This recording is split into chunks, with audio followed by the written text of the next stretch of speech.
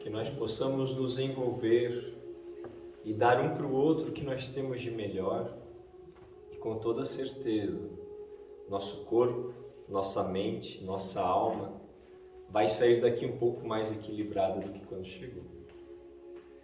Vamos usar um recurso muito especial para nós, que nós sabemos que acessa lá no âmago, lá no fundo dos sentimentos, que é a arte.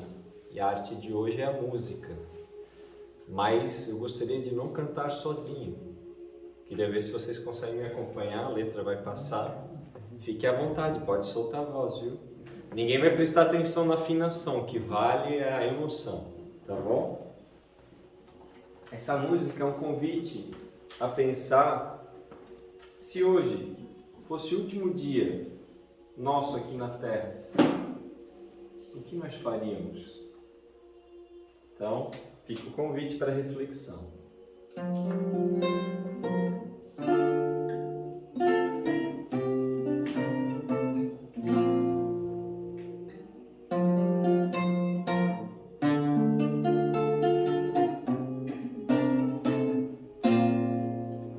E se hoje for meu derradeiro dia na terra, a minha consciência indagarei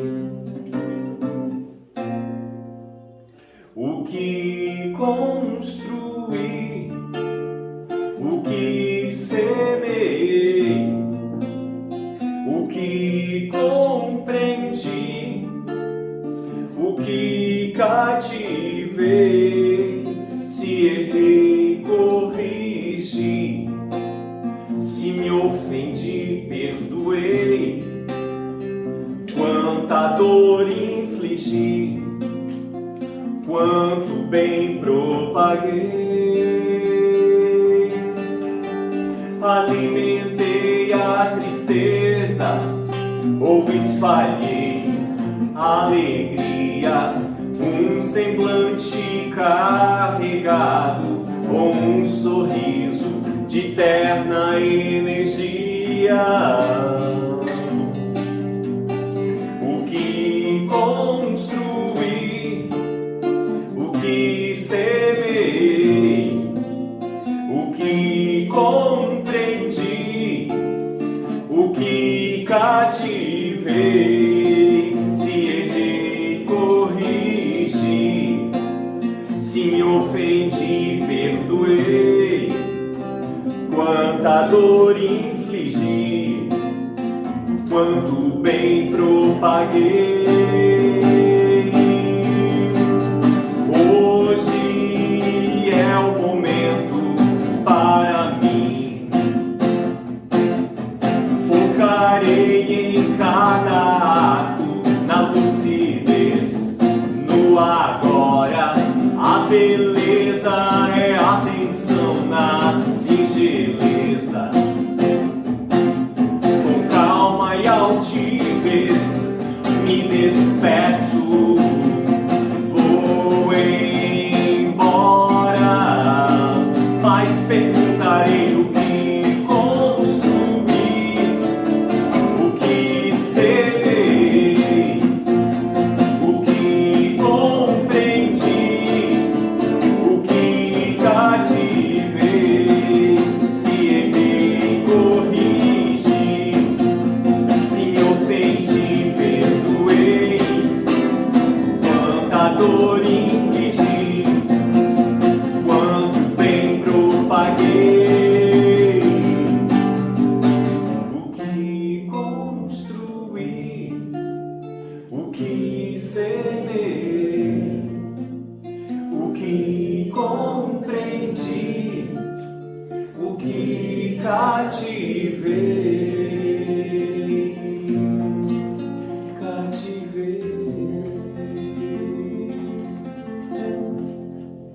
Que bonito, muito bom. Obrigado, Você dá de fazer um coral, hein?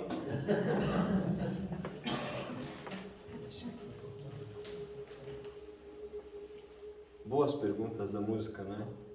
Faz a gente pensar um pouquinho. Será que eu ofendi alguém hoje? Já pararam para pensar nisso? Às vezes no lar, no trânsito. No trânsito eu aposto que sim. No trabalho, na nossa comunidade. Será que eu ofendi alguém? Os amigos estão habituados a fazer esse tipo de pergunta no final do dia? Vocês não acham que nos ajudaria muito fazer essas perguntas no fim do dia? Será que não mudaria completamente o nosso modo de ver a vida? Agora vamos inverter. Eu me senti ofendido? Será que alguém me tirou do sério? Me magoei? Estou com raiva? E essas perguntas, será que temos o hábito de fazer? Cá entre nós, vou desabafar. Antes de fazer essas perguntas, eu dou uma reclamadinha. E vocês? Somos um pouco rebeldes ainda, não é? Como somos rebeldes. Mas eu gostaria de voltar no tempo. No tempo em que a luz do mundo se fez carne. O governador espiritual do planeta Terra, para trazer lições imortais que perdurariam e perdurarão séculos e mais séculos, escolheu habitar entre nós. Porque um bom mestre só é mestre quando vivencia as suas lições. Concorda? Senão não é mestre, é apenas um orador. Mas o mestre de verdade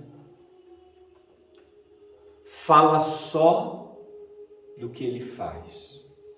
Esse é o mestre, o verdadeiro mestre. E aquele mestre atraiu para o seu campo de ação milhares de doentes, dementados, paralíticos, cegos, surdos, mudos.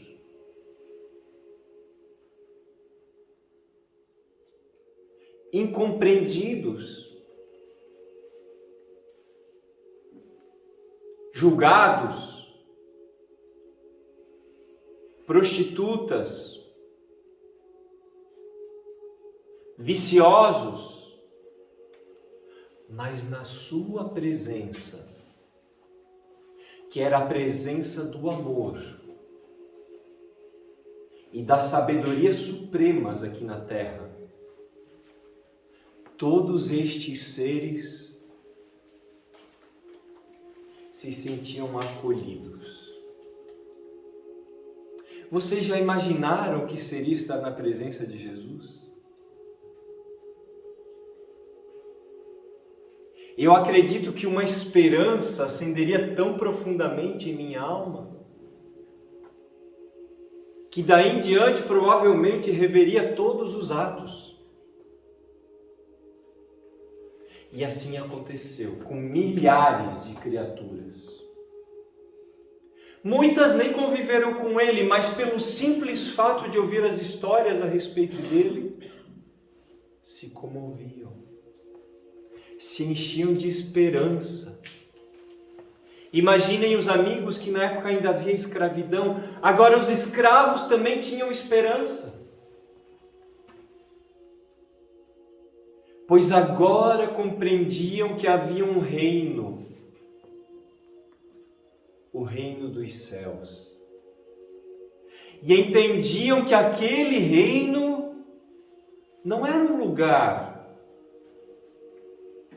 era um estado da alma. Eles entenderam que era igual o grão de mostarda que se desenvolvia e se tornava árvore.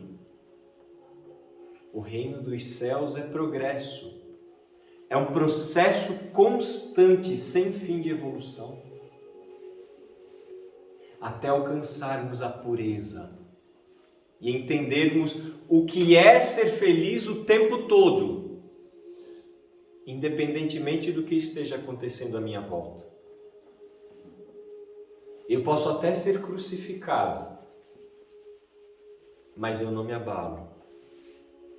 Esse é o estado do que nós espíritas denominamos espírito puro. Lembraram de alguém? Sim. Nosso Senhor e Mestre Jesus. Aquele profeta da cidadezinha de Nazaré.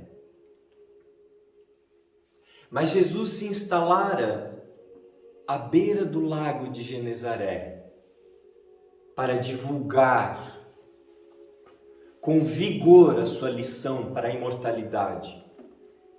E ali os corações eram embevecidos, eram saciados. Mas chegou um momento de ele voltar para sua terra natal. E já ouviram aquele ditado brasileiro que santo de casa não faz milagre? Na Palestina era também real. Tanto que o mestre, naquela ocasião, falou que não há profeta sem honra a não ser na sua pátria. Santo de casa não faz milagre. Mas sabem o que é pior, amigos? Quando ele anuncia sua ida a Nazaré, algumas almas perversas vão à frente, disseminando notícias falsas.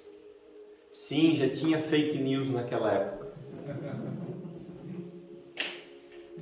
E essas fake news, essas notícias falsas eram que ele era um feiticeiro, um servo de Satanás, um conspirador,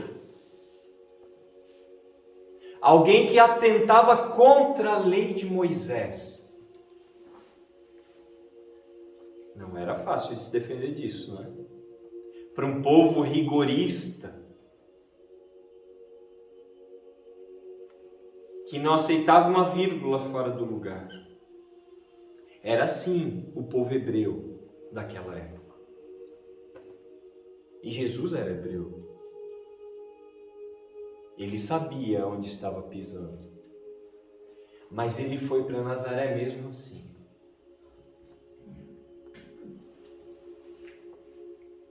E a difamação tomou conta da cidade. Quem aceitava a corrupção era corrompido. Mas não foram todos, obviamente. Sempre há pessoas dispostas a aprender. Sempre há pessoas dispostas a abrir mão do seu pré-conceito. Sempre há pessoas dispostas a evoluir. E Jesus, inabalável,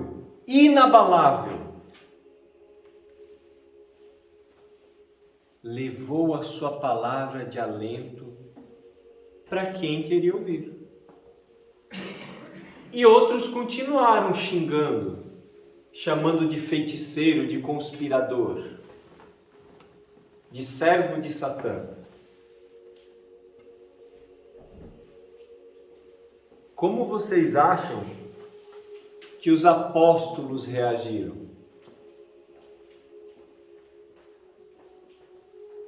Um detalhe, uma parte: os apóstolos são mais parecidos conosco do que com Jesus. Aí agora imaginem, a pessoa que você mais ama sendo ridicularizada, escarnecida em praça pública. Como vocês se sentiriam?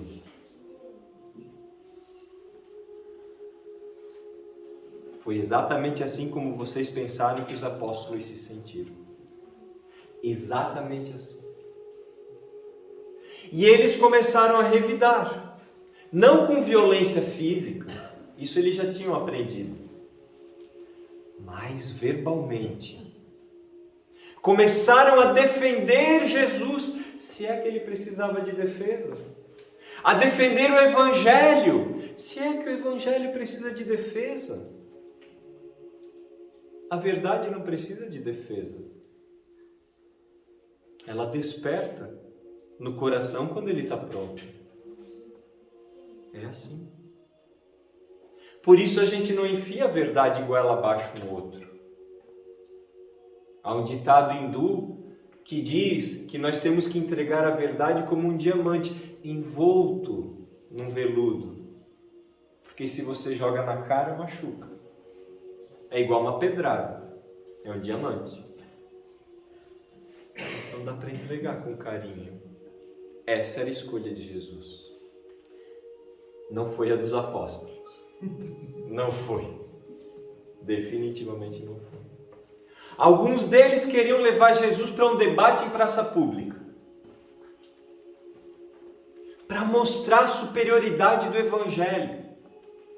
Alguns de vocês gostariam disso? Olha, eu acho que eu sou dessa turma. Eu queria ver Jesus dando show já, né?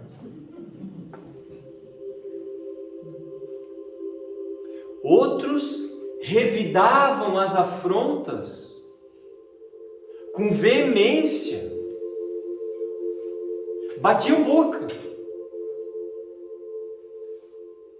Outros se sentiram ofendidos, mas não pelas pessoas, pelos outros apóstolos. Porque eles diziam que eles não tinham entendido o Evangelho de Jesus. Mas eles se sentiam ardorosos, fervorosos na defesa da verdade. E Jesus nisso, semblante sereno, plácido, tranquilo, enérgico, mas tranquilo. Vocês gostariam de ser assim? Olha, é meu sonho. Os orientais chamam de equanimidade. Não importa o que esteja acontecendo aqui fora, a sua paz interior não é abalada.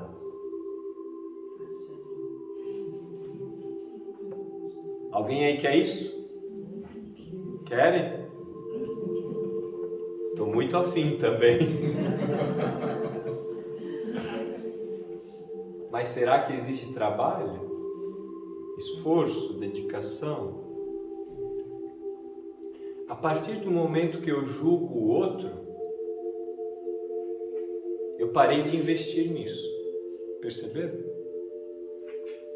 Um julgamento bem simplesinho. Acabou meu investimento naquilo, tem que retomar o investimento. É investimento. É igual a semente do grão de mostarda, que dizia Jesus que era a menor de todas as sementes, mas se torna a maior das hortaliças. É investimento. Investe na terra, no solo, aduba, rega, aí vai ficando bonito. É investimento.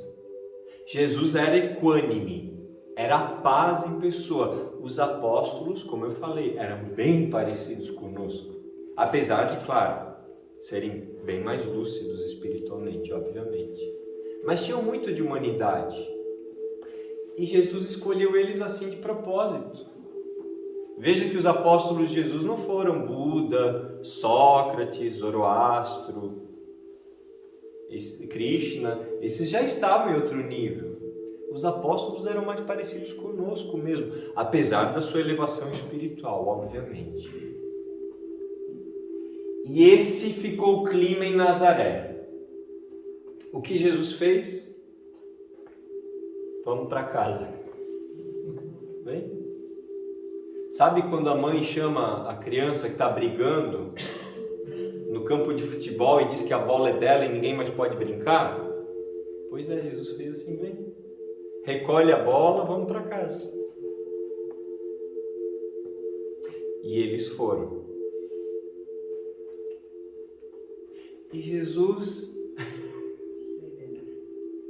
inabalável, sereno. E eles naquele burburinho, sabe?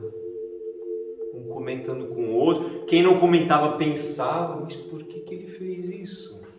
Por que ele não aproveitou para mostrar o seu poder? Eles sabiam do poder de Jesus.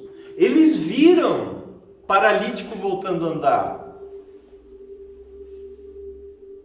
Eles sabiam. Mas ele não fez aquilo. E ele desceu o monte. Foi para casa. E os outros querendo confusão, sabe como é, né? Uma fofoquinha básica.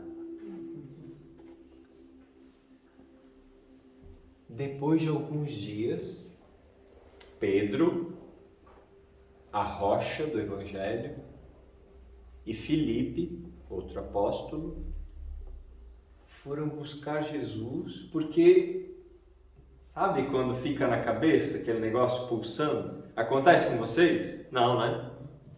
E fica um dia, e fica 2 dias, e fica uma semana, e vem, né? Aí você pensa em outra coisa, aquilo volta. Os cientistas chamam isso de ruminação. Olha só o termo. É igual né? O gado fica ruminando. Sempre a mesma coisa. E vai e volta, e vai e volta. A nossa mente é tão indisciplinada que a gente faz isso. Rumina. E aí Pedro e Filipe chegam para Jesus e, vamos dizer, querem prestar contas. Por que Jesus havia agido daquele jeito? E então Jesus diz: é possível colher bons frutos nos espinheiros?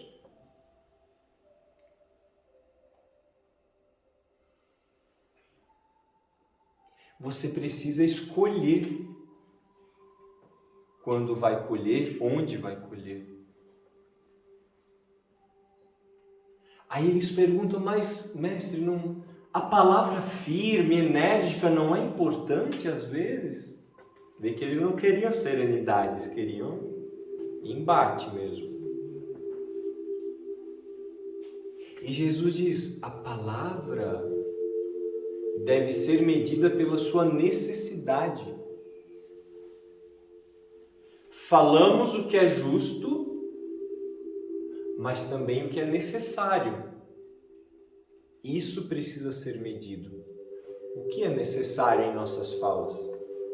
Vocês já pararam para pensar se o que vocês falam é necessário? Vocês acham que às vezes falam demais? Não, né? As mulheres não acham isso, né?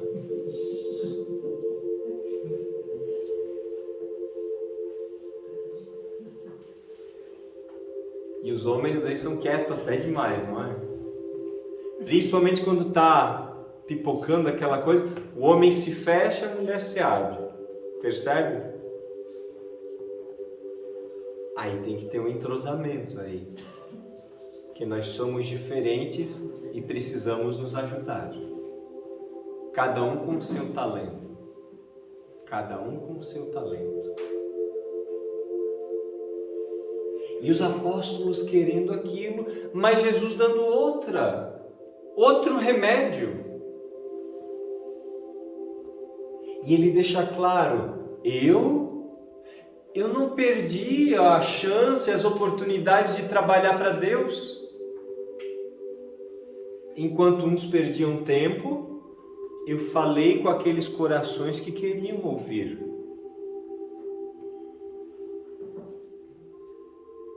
Sem a necessidade de agradar.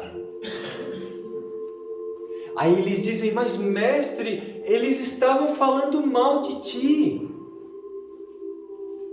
Aí Jesus diz, mas não seria muita arrogância nossa querer que todos queiram o nosso bem? Vejam como o nosso ego pode nos enganar. E engana o tempo todo. Agradar aos homens é o caminho da porta larga. Muitas vezes, para fazer a vontade de Deus, alguns seres humanos se sentirão ofendidos, porque não querem abrir mão das convenções. Então pensemos se as convenções são boas. O que é da convenção da nossa sociedade que é bom? É preciso perguntar isso para nós mesmos, não para o outro. O que hoje que a minha comunidade faz que eu considero bom? Por que eu participo? Por que eu não participo daquilo? Essas perguntas precisam ser feitas. Os apóstolos, cá entre nós, eles já estavam quase magoados com aquelas... Eles queriam ser... eu não sei se acontece com vocês, mas vocês contam algo para alguém e você só quer que aquela pessoa concorde? Só quer que ela dê o aval dela para o que você já escolheu fazer? Você não quer uma opinião sincera, contraditória sua. Você só quer o aval, quer que o outro diga, não, tá certo, você fez bem. É isso aí, ok. Acontece? Não, né? Imagina. Às vezes eu estou nessa situação, aí eu começo as reclamações, né? Que vem da rebeldia, do ego. Aí minha esposa, que é minha melhor amiga, diz, tá, mas vai continuar reclamando? Vai resolver a situação? Não, mas é que aconteceu. Tá, mas vai continuar reclamando? Vai resolver a situação? Aí depois de umas 3 vezes que ela pergunta, sabe aquele que baixa a cabeça e você tem razão. Mas antes o ego não deixava. Porque eu estou sempre certo, né? Acontece com vocês? Não é que eu quero tudo do meu jeito, mas o que eu posso fazer se o meu jeito é o melhor? Acontece? Não, né? Imagina. Somos seres humanos, habitantes da Terra. Um pouquinho a mais, um pouquinho a menos, vocês vão ver que nós somos bem parecidos uns com os outros. E os discípulos, Filipe e Pedro, continuam no diálogo com o Mestre, querendo extrair algo mais. Perguntando da conduta que eles deveriam adotar. Filipe pergunta até para Jesus, mas Mestre, o que os outros fizeram tudo bem, mas os nossos amigos aqui, do colégio apostólico, me chamaram de desordeiro, de bagunceiro, de que eu não entendia nada do Evangelho. Como é que nós vamos esperar o futuro do Evangelho se nem aqui, entre os 12, tem harmonia? E Jesus diz assim para ele, Filipe, essa pergunta cada um deve fazer no seu coração. Não é para exigir do outro, é para perguntar para o seu coração. Mas eu gostaria de te perguntar se tu já construíste o reino de Deus no teu coração. Aí ele ficou envergonhado, falou, mestre, na verdade é claro que não. E Jesus diz para ele, se o colégio apostólico fosse de seres puros, perfeitos, se entrasse alguém que é imperfeito, o colégio deixa de ser perfeito. Teria lugar para alguém dentro desse colégio? Aqui na Terra? Vai contar nos dedos. Quem que não tem uma imperfeição? Mas quem que não merece a verdade e o amor? E Pedro ainda estava assim, com a questão das ofensas. E pergunta para Jesus, mas mestre, nós devemos perdoar essas ofensas? E Jesus diz, perdoar sempre. Esquecer do mal, trabalhar pelo bem. Essa é a lei. Mas mestre, pergunta Pedro, nós não deveríamos perdoar só quando o outro se arrependeu? É quando Jesus diz, Pedro, faz a tua parte. Se o outro se arrependeu ou não se arrependeu, é com ele. Você tem que perdoar para seguir em frente. Senão você fica amarrado no outro.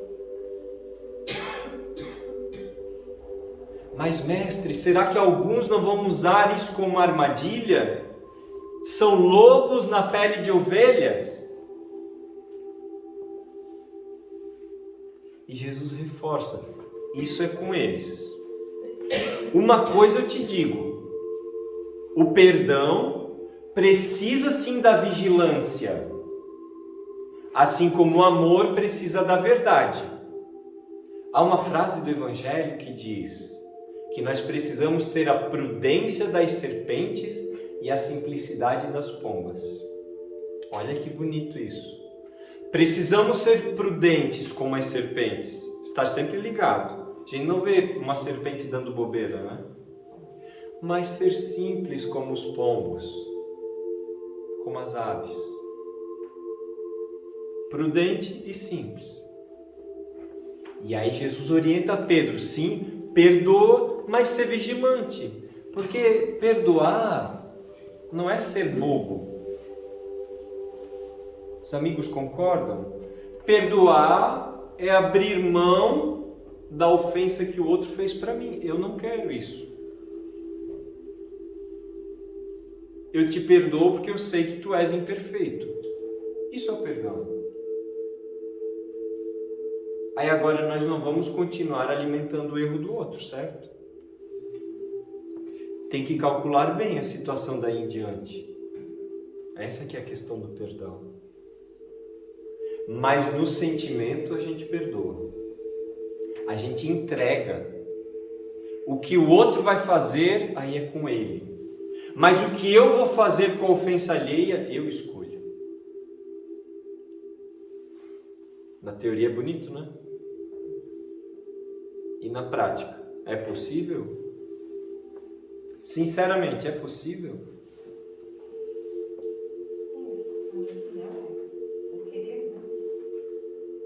Muito, né?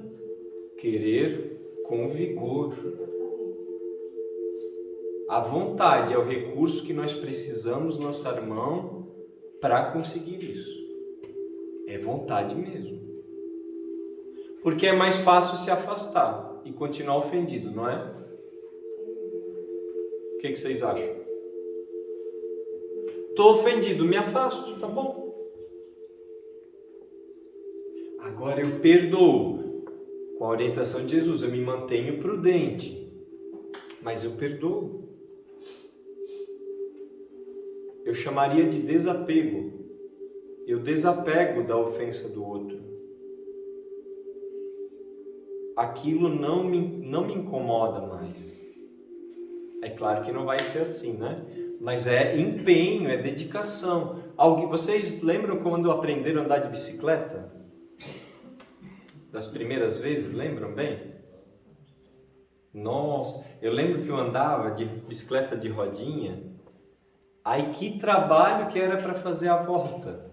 Meu Deus, era sempre um pacote, não tinha jeito. Até aprender aos poucos, o corpo vai ficando mais durinho, né? Vai aprendendo, daqui a pouco tira a rodinha, vai embora. Joelho todo ralado até hoje, mas está tudo certo. E hoje anda bem de bicicleta. Como é que eu aprendo a andar de bicicleta? Dá para ler um livro e sair andando? Tem que andar de bicicleta, não é? É simples. Como é que eu perdoo? Basta ler o Evangelho e eu vou perdoar? É praticando. Tem que praticar. E hoje, amanhã, depois, daqui 10 anos, daqui 100 anos, uma encarnação, 2 encarnações, 10 encarnações. Prática. É treino. Mas é treino para o espírito. Aí agora pergunta sério, vocês estão com pressa?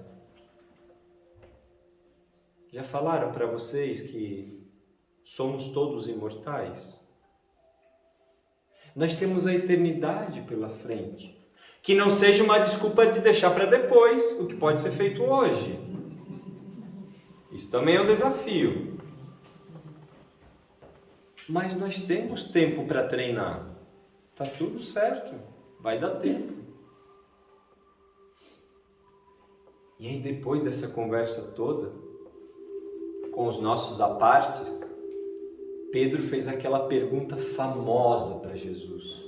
Mestre, mas então eu tenho que perdoar quantas vezes quem me ofendeu? Até 7 vezes? 7 tá bom, né? Aí Jesus diz, não até 7 vezes, mas 70 vezes 7. Não se apeguem ao resultado também, aos 490. 70 vezes 7 sempre. Cada ofensa. Cada ofensa é 70 vezes 7. Se não tem gente já com caderninho, hoje em dia já faz planilha, né? Me ofendeu, perdoei. Me ofendeu, perdoei. Deu a minha cota. 490. Deu. Já mereço o reino dos céus, né? É cada ofensa. 70 vezes 7 cada ofensa. Dá trabalho ser feliz. Dá trabalho. Mas a gente vai ser feliz. Isso que é maravilhoso. E o mais bonito de toda essa história é que depois de proclamar o perdão por toda a Galileia, por toda a Judéia, Samaria, toda a Palestina, Jesus foi condenado, traidor. Botaram uma coroa de espinhos nele, deixaram ele carregar uma cruz nu,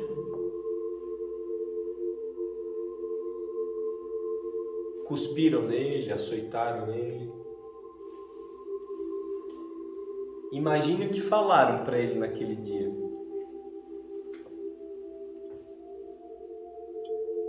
Aí ele é erguido na cruz.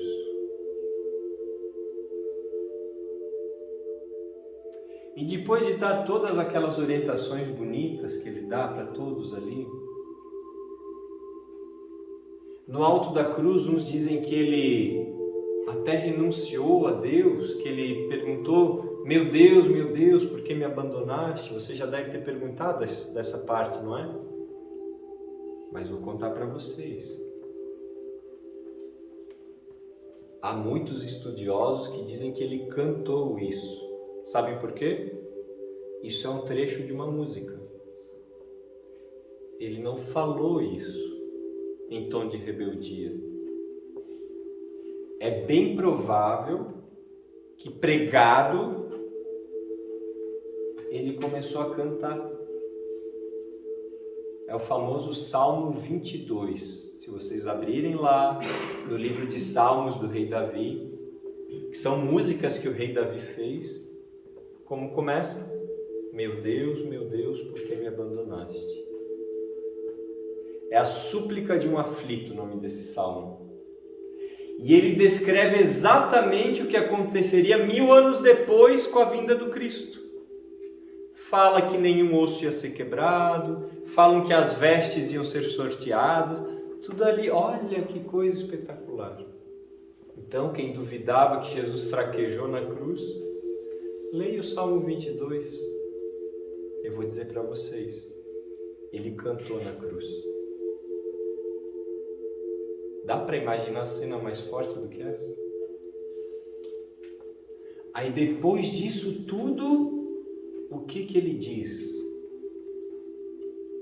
Pai, perdoa, porque eles não sabem o que fazem.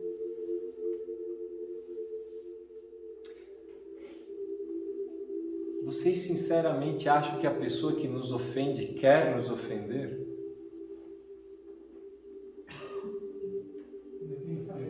Não, mas ela acorda assim, não, hoje é o dia. Hoje eu vou atazanar a vida dele. Vocês acham que alguém é assim?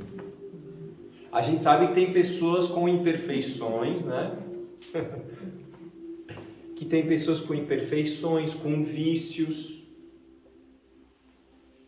que às vezes acabam agindo de uma forma mais perversa, vamos até usar esse termo. Mas podemos dizer que é uma forma ignorante, que ignora o que é o reino dos céus, ignora que nós somos espíritos, ignora que nós somos imortais, ignora que tudo que eu planto eu colho. Quem faz isso ignora. Porque se soubesse de fato, pensaria, o que eu vou plantar agora? Abacaxi ou manga?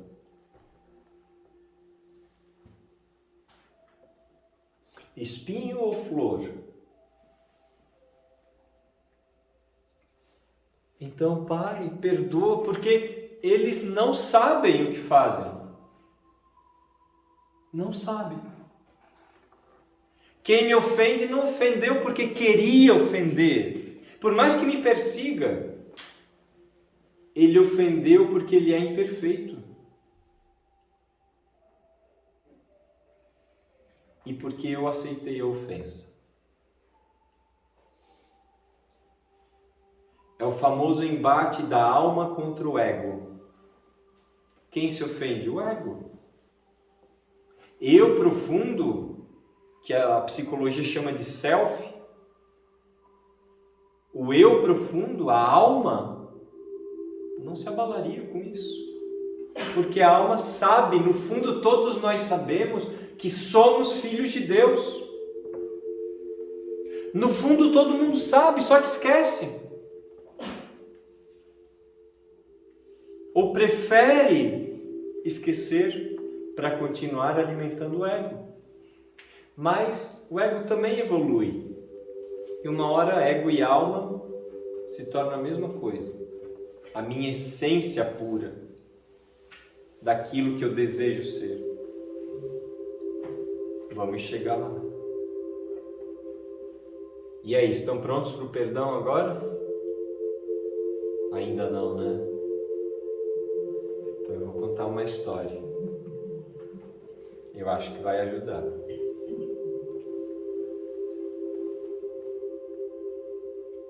Eu vou contar em primeira pessoa, como se eu estivesse vivendo a história para ficar mais bacana. Eu era um detetive em meados do século XX, de um dos escritórios de investigação mais famosos de Nova York. Num dia, eu recebi uma carta muito peculiar. Ela dizia mais ou menos assim: sou casado e sou muito feliz. Acreditem, é possível. E depois de 15 anos, e depois de tanto tempo carregar um peso que eu não sabia o que era, a minha mulher se abriu para mim. Ela me contou um detalhe muito doloroso, um episódio doloroso da sua vida. 15 anos atrás, um pouquinho antes de nós nos conhecermos, ela foi obrigada a abandonar a sua filha num orfanato. Ela escolheu o melhor orfanato que ela achou, mas ela deixou a sua filha lá. Isso a corroeu por todos esses anos. Hoje temos uma vida estável e eu quero que você descubra onde está essa menina. 15 anos atrás, ela tinha 3 anos. Ela era loura, de olhos azuis. Seu nome era Cláudia. E um detalhe peculiar que talvez o ajude em alguma coisa. Cláudia adorava cantar.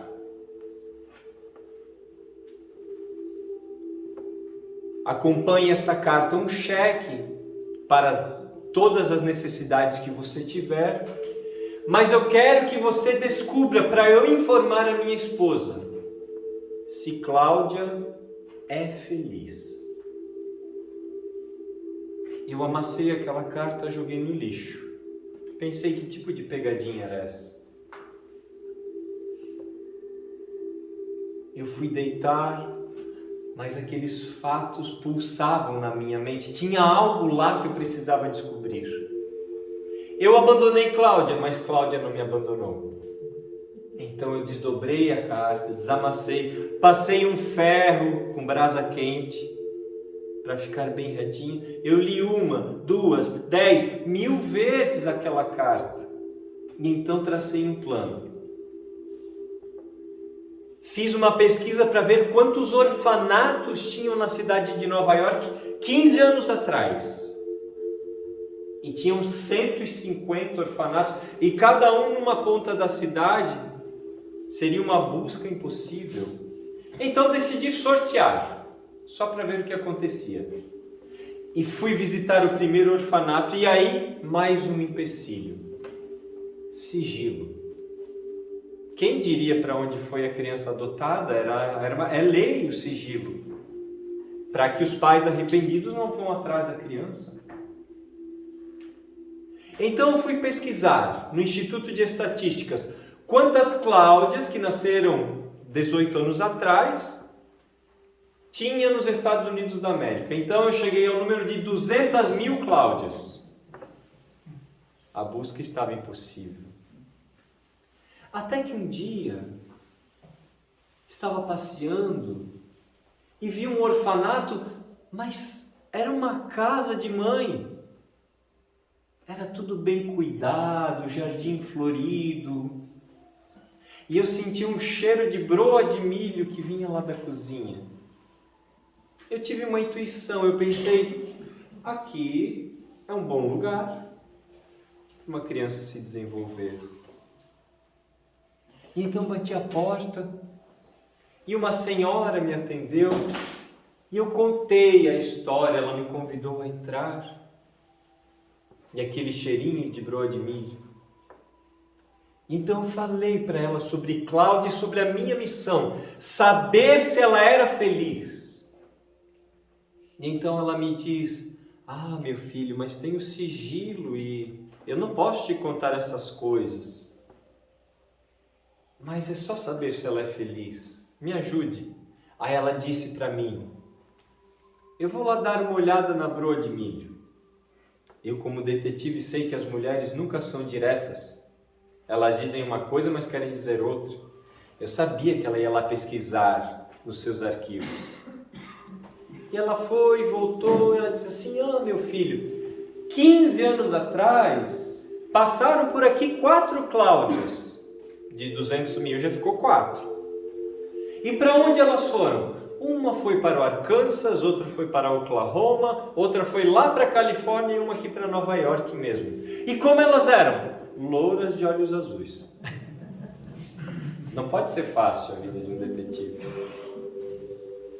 E então, saindo daquela casa, daquela amorável mulher, eu estava me despedindo e ela então me perguntou, meu filho, depois você me diz se ela é feliz. Agora não era mais uma mãe, eram 2 mães que queriam saber se Cláudia era feliz. E então, saindo de lá, eu lembrei daquele detalhe especial. Cláudia adorava cantar. Então pensei, vou no Centro de Artistas de Nova York e ver se tem alguma Cláudia cadastrada. Eu cheguei lá no Instituto dos Artistas e, por sorte, era uma cliente minha que eu tive a oportunidade de fazer muito bem. E eu contei para ela toda a história. Assim é o bem, amigos. O bem sempre conspira para acontecer. E ela disse, é sigiloso, sempre sigilo, mas volte daqui uma semana. E eu esperei aquela semana super ansioso e voltei. até a Associação dos Artistas. E lá estava ela com uma pasta. E ela deixou sobre o balcão. E ela me disse o seguinte: eu tenho que fazer alguns serviços ali atrás, eu vou deixar essa pasta aqui. E eu acredito que o senhor, com a pessoa de boa índole, não vai mexer, porque é sigilosa. Mas eu vou ali atrás. O que acontecer na minha ausência não é culpa minha, obviamente. E lá ficou aquela pasta. Eu devorei aquela pasta, abri. Quando eu vi uma foto de Cláudia, num belíssimo vestido de chifão azul, com seus cabelos compridos, louros, olhos azuis penetrantes, e ela cantava num café-concerto na Califórnia, em Los Angeles. Eu pensei, só pode ser essa. E lá constava que ela estaria em Nova York, em dezembro, para cantar no Natal. Era uma artista, cantora. Lá fui eu até Los Angeles, na Califórnia. No café-concerto, abriram-se as cortinas e lá estava Cláudia, com o seu olhar profundo, num belíssimo vestido de chifão rosa. E ela começou a cantar. Era uma das vozes mais quentes que eu já tinha ouvido em toda a minha vida. Parecia que ela estava cantando para mim, mas eu olhei em volta e todos sentiam o mesmo. Era uma voz poderosa. Ela foi ovacionada 1, 2, 10 vezes. Então eu chamei um garçom no final do show e escrevi um bilhete e pedi para entregar para ela. E ela me recebeu em seu camarim. Aquela voz quente, poderosa, agora era uma voz fria, dolorida. Então eu lembrei do que escrevera no bilhete. Vim falar da sua mãe. Fui direto ao ponto, para ela ficar curiosa e saber do que se tratava. Então ela disse-me: entre. E me falou: eu acabei de falar com mamãe e papai no telefone. E eles me disseram que não mandaram ninguém aqui. E eu lhe falei, vim falar da sua mãe adotiva, da sua mãe biológica. Ela estremeceu. Mas diga-me o que queres. Eu tenho uma missão. Eu já sei da sua história, sei que sua mãe abandonou no orfanato, mas a minha missão é saber se você é feliz com a sua nova família adotiva, com a sua profissão. E ela me falou em prantos: diga para aquela mulher que eu sou uma pessoa triste, eu sou infeliz, guardo profundas mágoas e é tudo por causa dela. Tudo por causa dela, diga isso para ela. E eu a deixei ali, saí do seu camarim, foi a pior noite da minha vida. Mas então eu tracei um plano, pensei, aquilo não pode ficar assim. E na noite seguinte, quando Cláudia foi cantar no café-concerto, eu fui visitar seus pais adotivos. No primeiro momento eles não quiseram me atender, mas eu falei para eles: Cláudia é infeliz. Ela me falou ontem. Ela carrega uma profunda tristeza no âmago. E a tristeza profunda é como um veneno que corrói, que intoxica, que mata. Então nós temos que fazer alguma coisa por ela. E eles concordaram, porque eles queriam o bem da filha deles. E então marcamos uma reunião num hotel, num lugar que seria imparcial. A mãe biológica de Cláudia já estava no quarto esperando. E eu me prontifiquei a levar Cláudia até o quarto, para que as duas tivessem um encontro a sós. Ela então pediu para segurar o meu braço. E eu estranhei e perguntei: mas por quê? Ela disse: é que eu sou cega. E é assim que os cegos andam, Nós seguramos pelo cotovelo de uma pessoa que enxerga. Então, eu te peço, por caridade, que me leve até aquela mulher. Eu estava em choque, mas eu conduzi Cláudia até o quarto. E a imagem da mãe dela me tornou ainda mais assombrosa, por saber que aquela menina era cega. E ela disse-me antes de entrar, mas não me deixe muito perto daquela mulher. Eu não quero contato. Nisso eu a desobedeci, pois eu queria ver a paz naqueles dois corações. E eu coloquei Cláudia mais ou menos 1,5 metro perto da mãe biológica. Foi quando a mãe perguntou: minha filha, quanto tempo? Eu não quero te tirar da sua família. Eu sei que você está muito bem cuidada, mas eu só queria saber se você é feliz. E ela disse na cara da mãe: não sou feliz, porque você me abandonou. E a mãe caiu em pranto. Mas eu posso perguntar-lhe alguma coisa, senhora?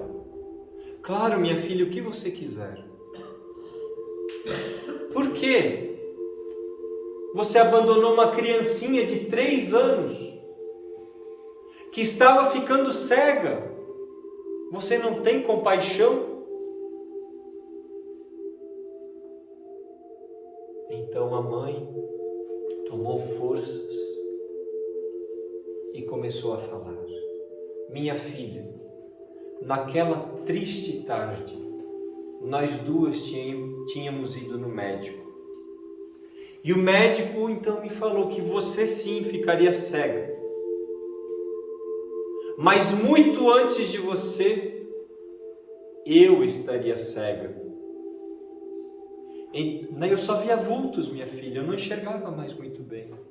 Então ele me disse: abra mão de ser mãe. Talvez ela encontre na Europa, se alguma família abastada adotar, algum tratamento revolucionário e quem sabe ela consiga ter um pouco da visão. Mas para isso a senhora tem que abrir mão de ser mãe. O seu pai tinha morrido há um pouco mais de 1 mês, minha filha. Nós estávamos sozinhas no mundo, afundadas em dívidas. E por pior que pareça, a maior dor da minha vida, eu abri mão de ser mãe, para que você tivesse a chance de ter um pouco de visão. Então eu te peço hoje, tu me perdoas? E Cláudia, agora em pranto, diz: mamãe, não era mais senhora ou aquela mulher. Mamãe, sim, eu te perdoo.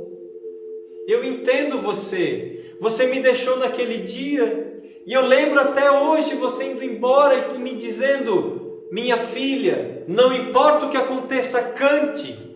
Cante. E foi o que eu fiz, mamãe. Eu cantei. E as duas se entrelaçaram num abraço de vários minutos. Muitas chagas de 15 anos, naquela hora, estavam sendo cicatrizadas, pois uma entendeu a causa da dor da outra. O perdão real, sincero aconteceu. Cláudia foi para Nova York e cantou na rádio da cidade de Nova York. Ela se tornou uma das maiores cantoras de blues da década de 40 e 50. E eu, detetive, eu me casei com Cláudia. É uma história real. Quem contou no mundo inteiro essa história foi o grande palestrante Divaldo Pereira Franco. E em certa ocasião ele diz que estava na frente da rádio da cidade de Nova York e viu um jovem bem articulado falando Aqui minha avó cantou, nos anos 50, aqui na rádio da cidade de Nova York. E ele disse que tentou prestar atenção, que o jovem falava inglês, mas ele disse que conseguiu entender um pouco. E nisso aparece em espírito Cláudia. E ela diz para ele: muito obrigado.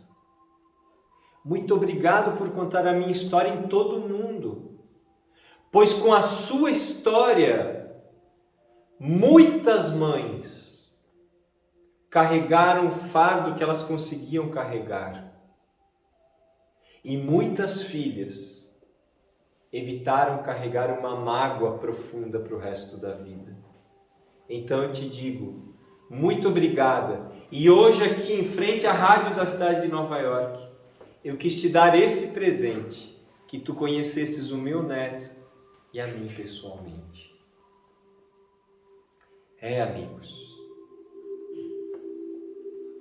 o perdão é para os fortes, os fracos fogem. O perdão é para almas bravas, corajosas, que querem se libertar da causa de sofrimento, que é o apego ao ego, o apego ao orgulho, o apego aos preconceitos que carrega. Vamos entender de uma vez por todas que o outro me ofende porque ele ainda é imperfeito. É o que ele tem para me dar. Se ele fosse puro, ele me daria outra coisa. Então, se eu me ofendi, eu perdoo, porque o amor é para Deus e para os filhos de Deus. Eu gostaria de fazer um trabalho final, que é um mantra que nós criamos, se chama Mantra da Compaixão.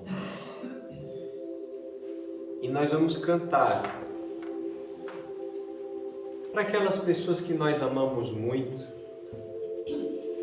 Nós vamos cantar para aquelas pessoas que às vezes a gente nem tem tanto contato, mas convive, se relaciona assim mais ou menos. Porque elas também têm uma história, têm uma bagagem. Mas nós vamos cantar também, e esse será o desafio, para aquelas pessoas que nos desafiam, para aquelas pessoas que nos magoaram, para aquelas pessoas que nos ofenderam. Se você não consegue perdoá-las agora, pelo menos envie para elas um sentimento de respeito, de até gratidão, porque o ato delas despertou em você alguma coisa. E essa coisa é importantíssima para a sua evolução. Então eu vou pedir para todos se concentrarem um pouco. E nós vamos cantar esses 4 versos, bem simples. E nós vamos imaginar essas pessoas que vierem à mente. E nós vamos cantar que este ser, esse que você está pensando, seja feliz, que se liberte do sofrimento, que tenha lucidez de espírito e que seja compaixão e amor. Vai ser um trabalho de irradiação que nós vamos fazer, certo? Para toda a nossa comunidade, para o nosso país, para o nosso planeta. Então nos concentremos e cantemos do fundo da alma, primeiramente para aquelas pessoas que nós amamos muito. Pensemos nelas enquanto cantamos e emanemos todo o nosso amor. Vamos cantar? Vamos cantar 2 vezes. Que este ser seja feliz, que se liberte do sofrimento, que tenha lucidez de espírito, que seja compaixão e amor, que este ser seja feliz, que se liberte do sofrimento, que tenha lucidez de espírito, que seja compaixão e amor. E agora nós vamos cantar para aquelas pessoas com quem nós nos relacionamos, para aquelas pessoas que trabalham conosco, para o nosso local de trabalho, para os nossos lares. Também mais 2 vezes. Que este ser seja feliz, que se liberte do sofrimento, que tenha lucidez de espírito, que seja compaixão e amor. Que este ser seja feliz, que se liberte do sofrimento, que tenha lucidez de espírito, que seja compaixão e amor. E agora, para aquelas pessoas que nós estamos com alguma dificuldade, pensemos nelas e cantemos com toda a nossa alma.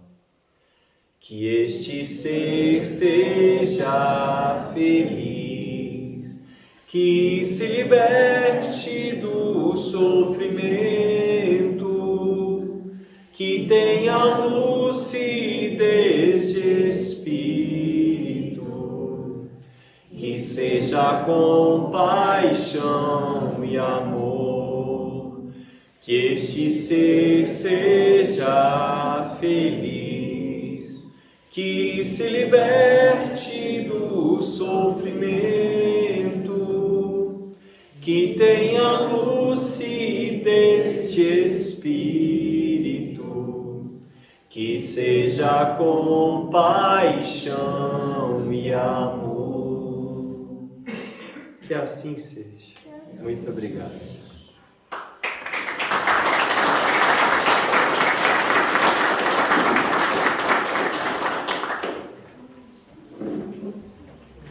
Gratidão, caro amigo. Obrigado. Pela linda